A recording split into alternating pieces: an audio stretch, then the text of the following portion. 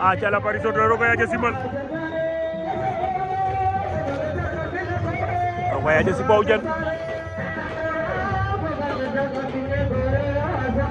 aca doomu Simal bi samp na béjjén